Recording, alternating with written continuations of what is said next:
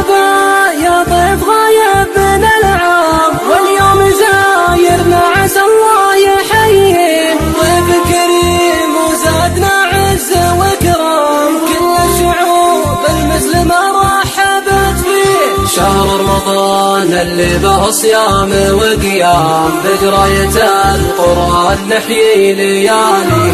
شهر رمضان اللي به صيام وقيام، بقراية القرآن نحيي ليالي. شهر الحسن رابع أركان الإسلام، اللي به المحسن تضاعف حساني. شهر به الرحمة وغفران الآثام، وأيضا نجاة من جهنم تالي.